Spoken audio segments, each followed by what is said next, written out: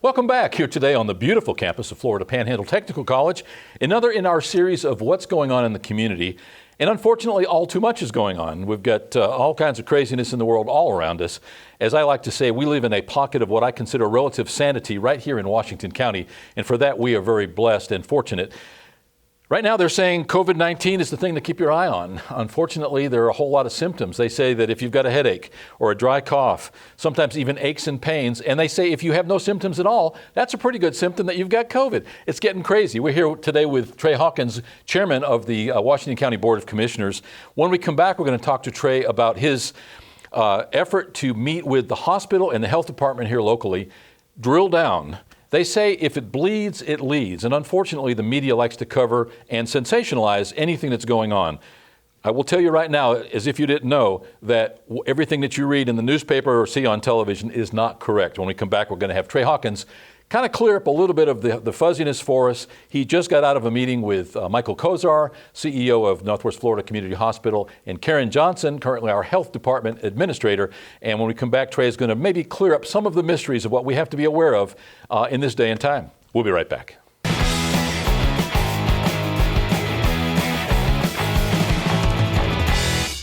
Welcome back. As mentioned, our guest is Trey Hawkins. How are you? I'm great. Paul, as always, thank you for taking the time to let us get our message out from the county. And I wish we had a better message to bring today, but we are going to speak on the COVID. Yeah. It seems to be a disease that just hangs on.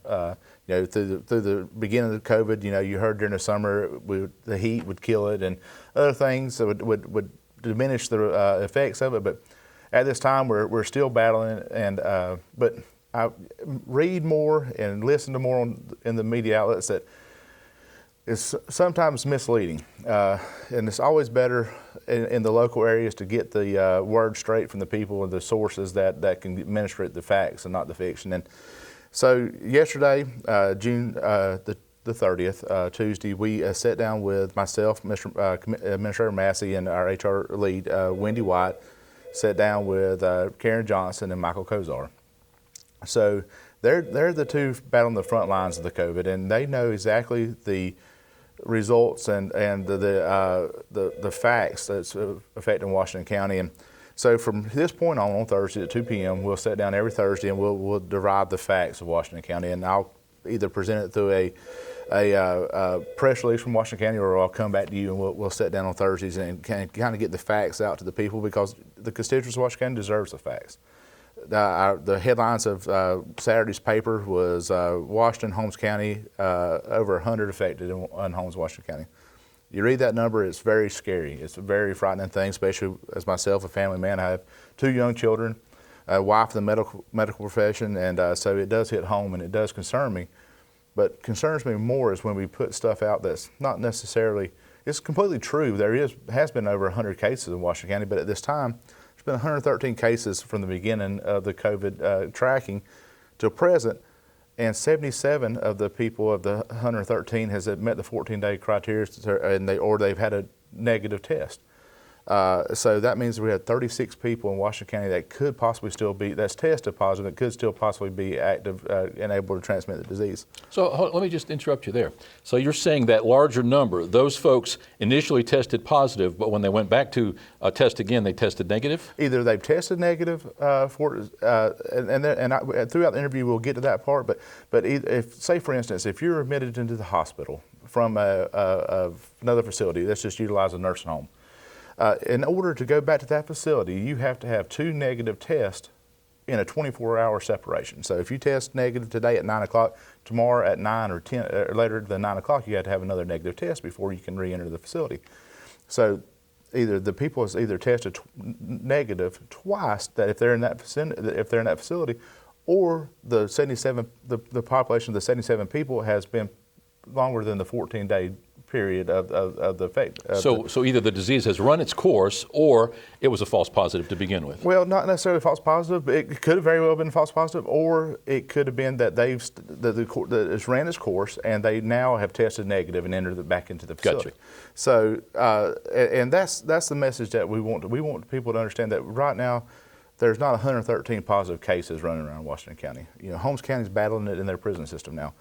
for the large majority, ours was in a facility, in a nursing home, and the health department, CDC, other state agencies come in and they worked hand in hand with our health department, with our nursing home and their administrative staff, and they done a great job to handle it. I know there was people that was naysaying about it, but we're fighting a disease that we've never fought before, so you got to give people a little bit of room to work and figure it out and but they have combated it and fought it hard and done an excellent job, in my opinion. Let's talk about that nursing home piece. I know we did lockdown. Mm-hmm. A lot of people upset that their loved ones could not be visited. We had pictures in the newspapers and elsewhere, people knocking on the window and communicating through glass. But you still have employees within that facility that come and go every single day, 3 or 4 shifts a day. Exactly. So there's no such thing as a lockdown. It's lockdown and you've tried to eliminate as many of those contacts as possible. But it's still an imperfect world. You're working through a variable situation. You're working through something that we've never been. You can't force the employee to stay there 24 hours a day, 7 days a week until the pandemic's over. So they're doing the best they can. They're utilizing masks. They're utilizing good hygiene. They're contact tracing. They're checking temperatures. Will some positive results come out of that in the outside area? Absolutely. It's just if the flu was that widespread in the facility, people leaving, going to visit their loved ones, they're going to contract the flu potentially from that. And if you found no positive cases, you would have to wonder if your test was working. Yes, and ultimately that we knew that sooner or later we was going to have, that no matter how well you do as a county, as a health department, as a medical profession, the disease is contagious as this disease, they say it is, you're going to have an outbreak somewhere. So we do the best you can, use good hygiene, use social distancing. Also, in the fact that if you think you need a mask, wear a mask. Is the Board of County Commissioners going to make it mandatory that you put a mask on and wear it in Washington County?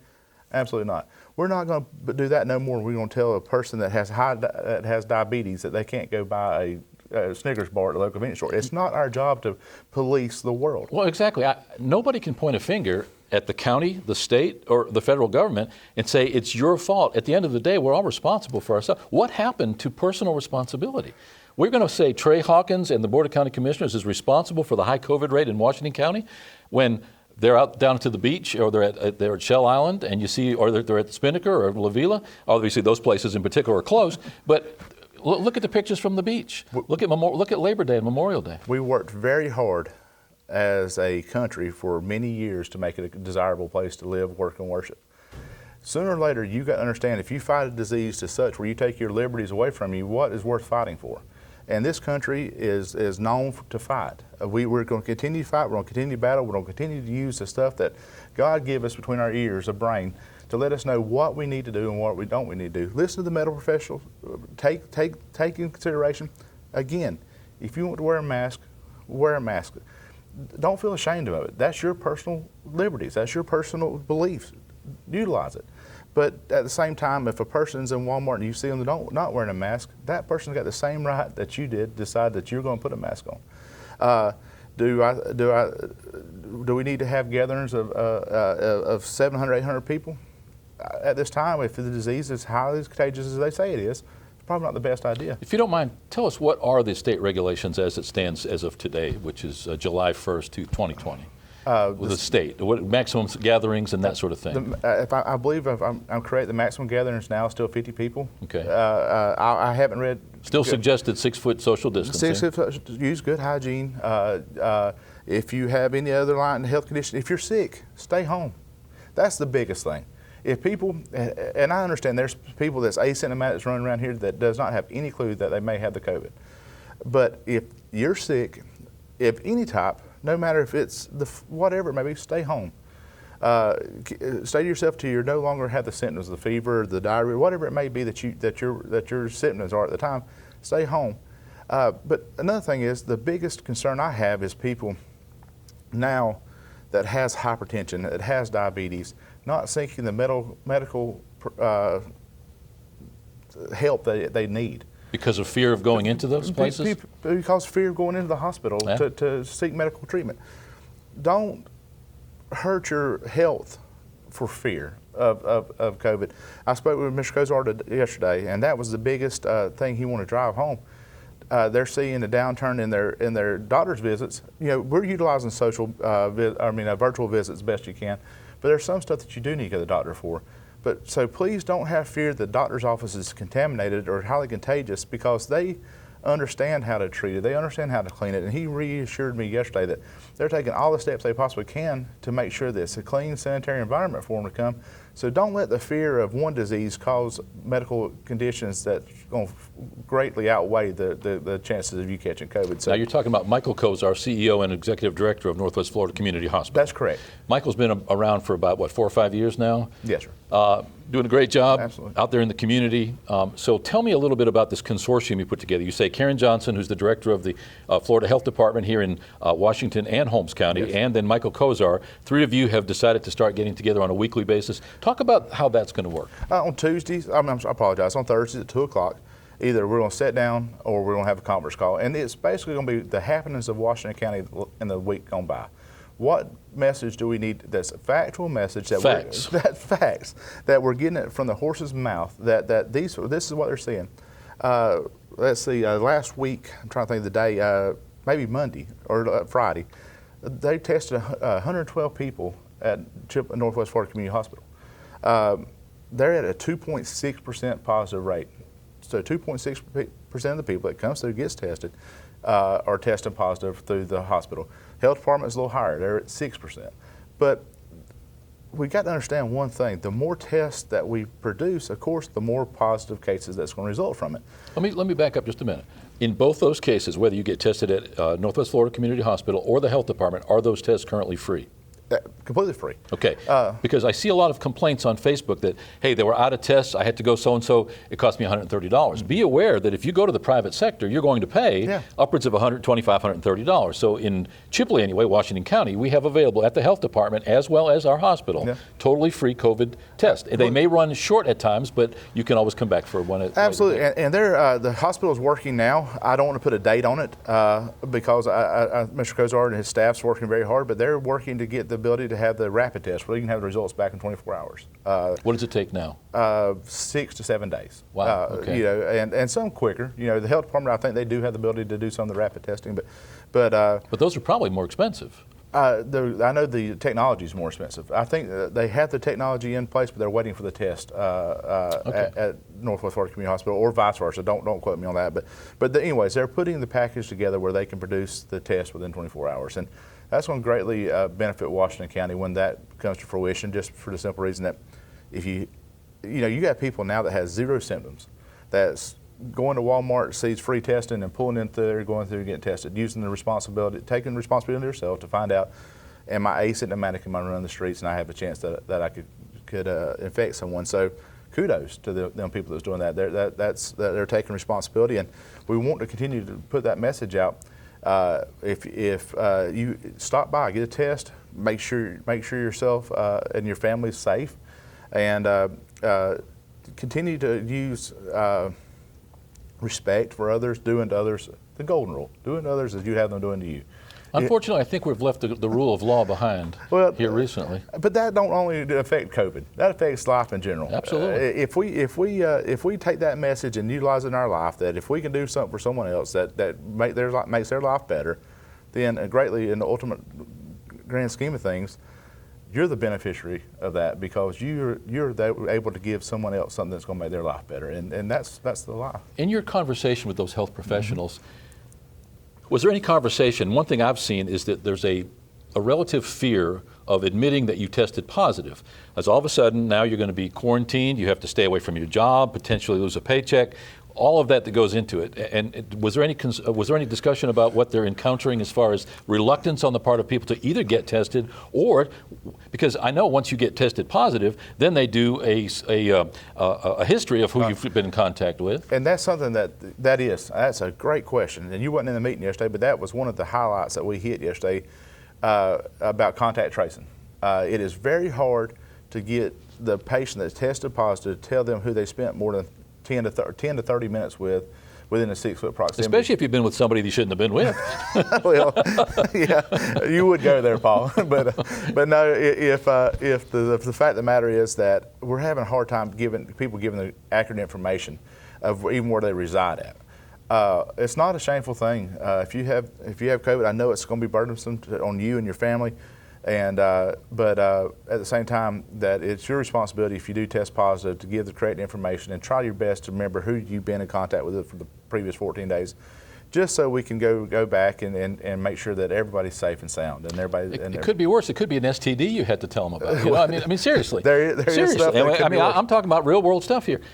Okay, so when you have symptoms, let's start with that. As I started off in the intro to the show, the symptoms are crazy. It can be anything from a headache to elevated temperature to a dry cough to aches and pains. It can be chest pains. It can be extremity pain, aches and pains. So, I mean, I've got all of that stuff on a daily basis. I'm just getting old. That's the problem. We're all getting old, and we all have it. So I mean, you've got to kind of boil all that down. And I guess one of the biggest things is if you have flu-like symptoms, if you just feel like junk and you're just tired all the time, and you've got elevated any number of those symptoms altogether, I guess. Yeah, and even if you don't, if you just want to to quell any concerns that you may have, swing by the hospital. I'm glad that you said that. At one time, they were saying if you're asymptomatic and you don't have any, unless you're around somebody who has it, there's no need to get tested. Are they actually saying now not a bad thing to get tested just to find out? It's not going to hurt anything. So there's no concern on their part of running out of tests, or there being a There was no concern yesterday in the meeting that we have a shortfall of tests. That's great information for our audience. Yeah, that if you and your family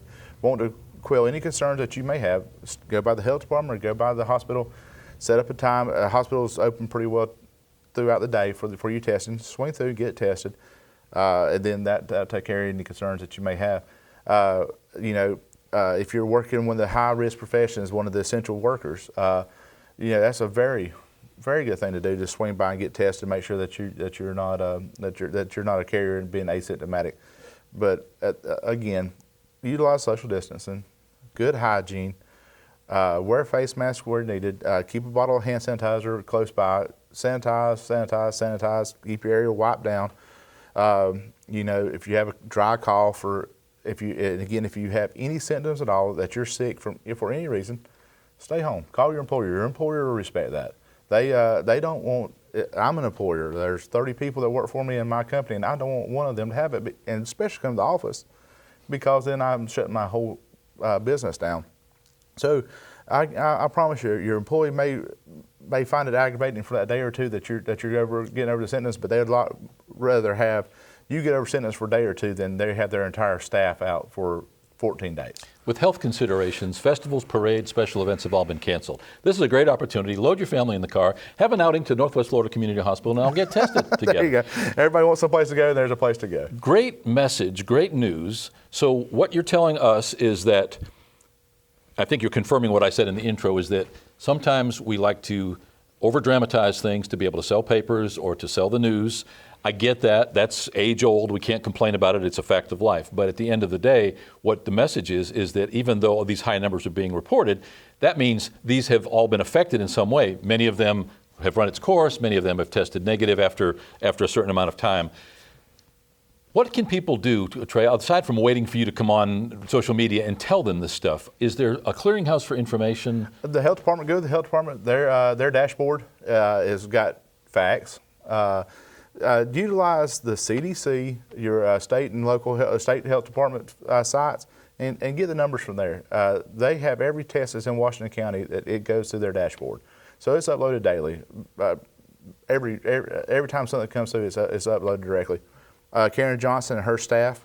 Karen's leaving us the next month or two. She's retiring and going to enjoy her retirement, but.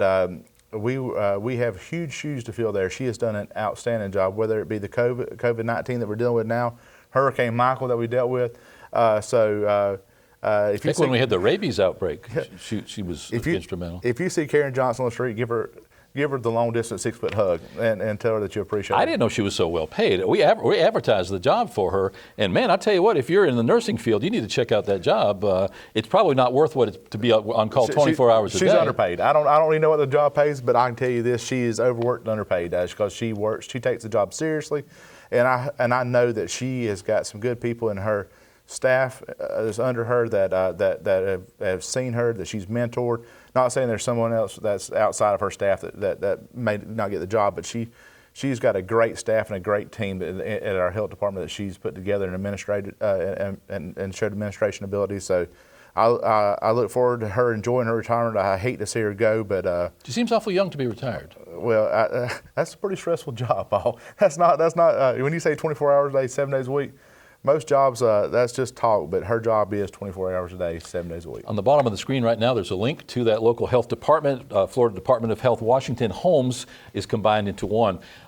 Is there anything else right now? And saying that, love to have you come back following your next meeting or anytime there's any kind of important news to share with our audience. We appreciate you always giving us that ability to come on and spread our message. And I don't want to inundate Washington County every week with a press or with a interview with you, but I do appreciate the ability. But we will be putting press releases out every week, so check ours out. We're also going to run it through our EOC, our PI for EOC, and then we also will run it through the Washington County Health Department. So check out them sites on Fridays. They'll be uploaded Fridays, our press release from our meetings with the hospital administration staff and the administrative staff from the state health department. So Thanks again for being here. thank you, Paul, for always having me. Our guest today, Trey Hawkins, chairman of the Washington County Board of County Commissioners, talking in this case about COVID-19, the facts, the figures, what you should be aware of, maybe dissuade some of the fear, some of the mindless hysteria going on about it. If you're affected by it, you certainly don't treat it lightly, but make sure you get your facts before you go crazy. We'll be right back. Right now, we're going to go tear down some statues. See you next time.